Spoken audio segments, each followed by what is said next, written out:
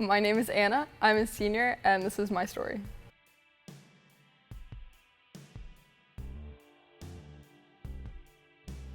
So in ninth grade, I went to an entire new school, and I didn't know anybody except for a friend of my brother's who I sat with at lunch, and there was a girl sitting with her, and that was my first friend, and her name was Eva. So my freshman year was actually the most drama-free year I've ever had in public schooling. In a couple of my classes, we had those normal freshmen, like, do these activities and meet other people. And I ended up meeting Allie, Casey, John, and Evan. And they were all really cool, but they were also total dorks, so it worked out great. We all got along because we liked the same kind of jokes and watched the same TV shows and stuff. So we would go to Casey's house and we would all sit down and try to play Monopoly on his Xbox, and then we would all get bored. And then one person would be too serious about playing Monopoly and everybody else wouldn't be playing it. My sophomore year, my whole friend dynamic pretty much changed. I started sitting with a new group of friends, which were Jess, Darwin, Perry, Antonio, and Steven. And it was really strange because Darwin invited me to sit with them from history class. And I remember walking up and I saw Perry, who I sat on the bus with, which was the most relieving thing because then I didn't know only one person there. So I would sit there pretty quietly. The other group that I was in was really big freshman year until it kind of just downgraded and people found other groups of friends that they fit in better with that year. But I kept Allie, Casey, John, and then Maisie, who I had met that year. And she was really interesting because she was really outgoing and she really tried hard to please people. But we got along really well, only because we talked about boys all the time. I don't think I ever talked to Maisie about anything except boys.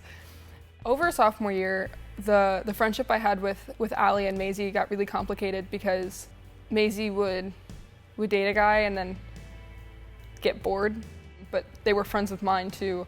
So it created this kind of this confusion because it was okay, well, I feel bad for them, but I'm supposed to be on her side too. So it became really difficult with that. The guy that I liked sophomore year, she couldn't stand. So that got really complicated too. And those were my friends for sophomore year. Some of the best times that I had with Allie and Maisie we would go to Maisie's before I got a job, and we would stay 2 or 3 nights at her house, and her mom would make us food, so we didn't really have to do anything. And we would sleep in really late, listen to music, and just dance around, and that was always really, really fun. At the end of my sophomore year, I introduced Maisie to a friend of mine from middle school, and they started dating. So as that was crashing and burning, she wasn't talking to me anymore. She just kind of was we're not friends. And then Allie and I reeled her back in.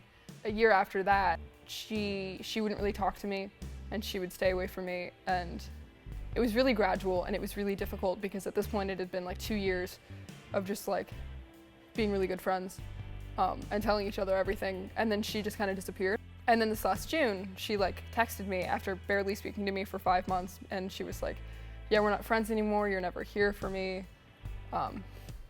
you weren't a good friend. And I was that doesn't make any sense though, because I've always was asking you what's wrong and you would shoo me off. And I was I'm okay with us not being friends because you haven't been my friend for 5 months. It was unfortunate, but at that point, I had come to terms with it because I had 5 months to be she doesn't care anymore. So at that point, it was just kind of a closure. And it was really the last conversation I've had with her. I ended up accepting the fact that she had left because at that point, it was just you have to understand that some of your friends can't be your friends forever. Because you have people in your life that will help you grow and better yourself as a person, and eventually that job is done, so they leave. So really in the end, I've got after losing all of those friends, I've got some really good friends around me that I know are gonna stay because they have stayed, even through all of those conflicts that occurred. And it's people that I work with or go to school with, and so it's really great because no matter where I go, I know I have people that I'm comfortable with. and like having me around. So it's always really great walking into the park because I like get here and there's not a lot of people here, but then people like trickle in, and I have like Mel, and she'll come up to me and she'll be like, "I'm getting a hug now, and you don't have a choice in this," and that's really great. And then Philip's bounding around somewhere, but he'll always say hi, you know. And then like Evan and Megan are so like happy, and they're like there, and they're ready, and then if you need help, they're there to help you and stuff like that. And like we have all of our teams, and they're all really friendly too, so it's really great. My name is Anna, and that was my story.